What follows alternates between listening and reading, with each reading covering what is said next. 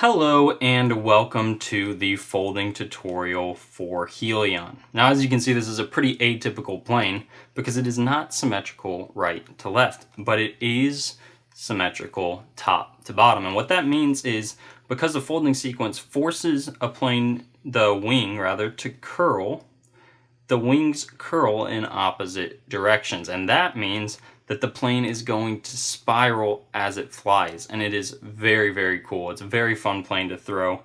And so, yeah, you can see it's like this propeller shape, and that propeller shape forces it to spiral. So I'll go ahead and show you this plane in flight, and then I'll teach you how to fold it.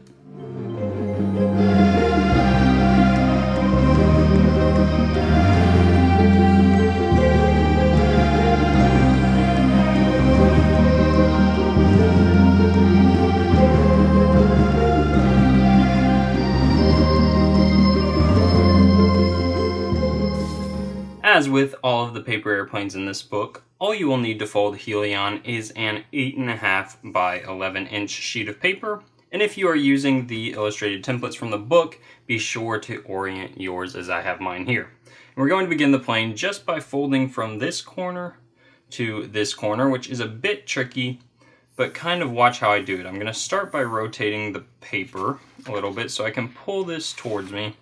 And basically I want to swivel this until I can find the corner on one side first. And I'm just going to focus on that and kind of tack it down right at the corner.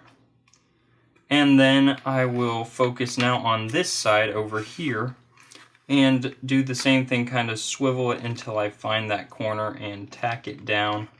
And now I'll kind of use those to help me as I try to align the rest of this, and then I'll start at the center and kind of gently crease outward. In case I don't quite get it right, I can adjust it easily. And as I can see that it is looking good, I will more firmly place that crease. And getting that first fold accurately is going to be actually one of the tougher steps in this whole process. Now, while I have the paper like this, I'm going to go ahead and just fold it right in half by taking this corner here to that corner.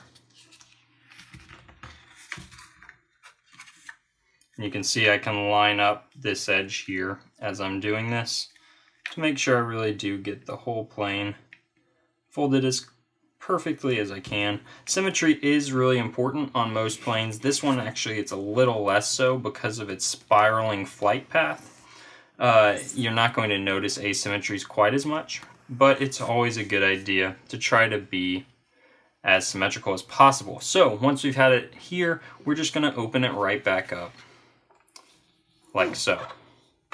The next step is a squash fold, and if you haven't performed one of those, basically the way you perform a squash fold is by standing a flap up. We're going to do the left side here, and then finding the seam of that flap. You can see there are two, it's kind of a pocket, and you want to place one hand inside the pocket and push down on that seam. So again, we're opening, pushing down, and where we want to land this crease, this diagonal crease we have here, is actually by placing it right on this corner, and that's going to line this corner up with the corner below it. Oops, beating up my paper, that's not what you want to do.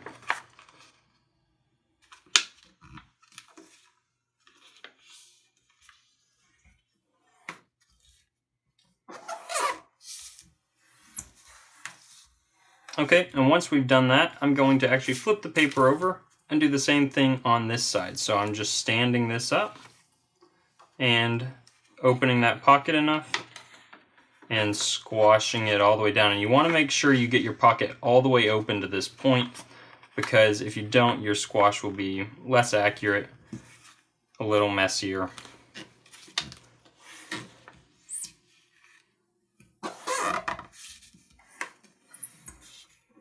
Okay, and our plane should look like this. You can see it's the same on both sides. The next step is just to fold this edge here to this edge right here. So you're taking that edge, folding it up to that edge, like so.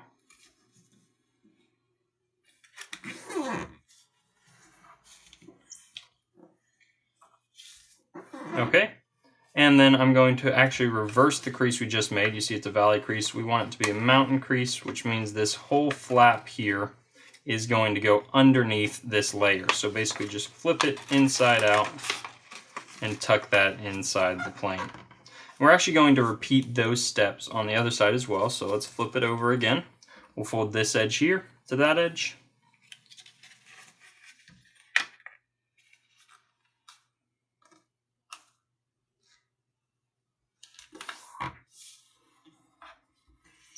And then we'll reverse that crease and tuck this flap into the plane. Just like that. Now for the next step, which is going to be rather complicated, I'm going to actually rotate the plane into this orientation because I prefer to work with it toward me rather than away from me. And that's just a preference. But what we're going to do is we're going to now take this edge here. We're going to fold it so that it lands on this edge. But as I do that, basically the model isn't going to lie flat. So just watch what I do, and then I'll kind of talk you through it for you as you try to do it. So I'm going to fold, like I said, this edge onto this edge. And you'll notice, yeah, that's really standing up. And that's okay. So basically, I'm just going to start by creasing this portion here that I can access easily. And now you can see we have this big pocket, this whole standing section that doesn't want to lie flat. And what I'm going to do is I'm going to look down into that pocket and continue the crease that I've already started all the way into the corner of the pocket. And you may not be able to see what I'm doing on the camera, but just do that same thing yourself. You're just continuing the crease all the way in. And now, once I've done that, I can actually fan this pocket open a little bit, allow a little bit of relaxation on this crease, which will allow you to open the pocket. You can see it was like this, but I want to fan it open so it looks like this now. Okay? And once you've managed that, we can now push this whole section down and we're going to flatten it. And you could flatten it in a bunch of different ways here. But the way we want to flatten it is by kind of swiveling this whole section until it runs this edge here right to this corner. And that's the first point I'm going to flatten, is right on that corner. And then I'll crease the whole rest of this side here. And that is going to be the guide that allows us just to flatten this remaining section exactly as it will want to flatten now that we've creased this as we've creased it. So I know that was pretty complicated. You may want to watch back through that section a couple of times. That is definitely the most difficult part of this plane. And once we've done one side, of course, we want to flip this over, and we're going to do the same thing on the other side. So again, I'm rotating this to this orientation, pulling this edge here to land on that edge, which will mean that the plane does not lie flat. I'll crease the portion of this crease. Sorry for that squeaking sound. I'll crease the portion of the crease that I can access, and then I'll turn the plane and just finish that crease all the way into the far corner of the pocket. Now I can see the pocket is not really fanned out the way I want it to be fanned out, so I'll let that tension go and just kind of massage it open like so. And now I can flatten the whole pocket. And remember, there are a lot of ways we could flatten it, but we want to swivel this whole section and run this edge right into this back corner here. And so we'll crease that edge. And then using that, we'll just flatten this section as well. And there you go. Congratulations. If you have made it this far, you are definitely through the most difficult steps of the plane. So next, let me show you, there's this edge here that runs as the top layer of our plane. Basically, we're going to mountain fold this section of paper so that the angle of our crease is just the exact same angle as this top edge. And I'll show you how I do that. On the other side, you can see we've got that same edge. So I'm just going to start here on my left side, because to make a mountain fold, usually it's easiest to flip the paper over and to fold on this side. So that's what I'm going to do. We're working with this edge here.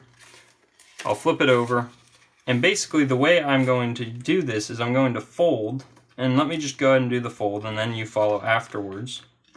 And as I'm folding, I'm looking, and hopefully my head doesn't get in the way of the camera, and I'm using that layer on the other side of the paper as my reference. So you can see I have this now following this exact edge. So basically, as I was folding it, I was looking to see the point at which I was just revealing that layer behind and making sure that my top layer now is landing on that layer there. So you can see what I've done. And basically now I'm going to flip this over and do the same thing where this layer here will end up lining up with this layer here.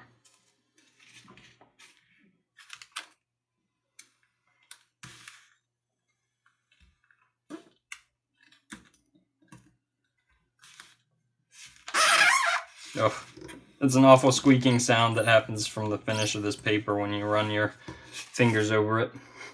I apologize for that. Okay, so now you can see the status of our plane. It should look like this. So the next step is we're just going to fold this tab here that exists over to the other side of the plane. So we should make a crease that goes from the point of the plane to this bottom point of the plane.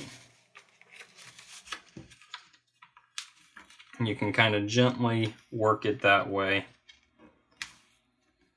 Try to maintain a good level of control of all your layers there. And you can see your plane should look like this. And we'll do the same thing on the other side as well. Just swiveling this whole thing over to the other side.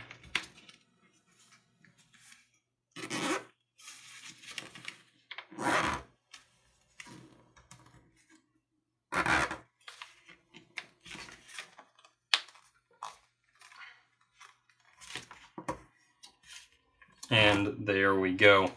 So, next step, just tuck this pocket into that pocket that exists right there.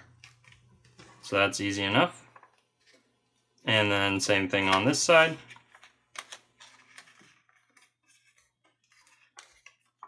And next, kind of feel this left edge of your plane. You will notice that there's a point where it is rather thick, and then it transitions about here, and it's much thinner. There are fewer layers. That is going to be the starting point for our next crease. And what we want to do is we want to create a crease that goes straight from this point to this point here. And you'll notice that actually runs right along a layer that exists on the inside of this. That's what we're looking for as our guide. And we'll pull this like so. I'll make the crease and then you can see exactly what I've done. So that crease again starts at the transition and runs through this corner here. I'll flip the plane over, and I want to do the same thing on this side, finding that thin point and making my crease go right through this corner here.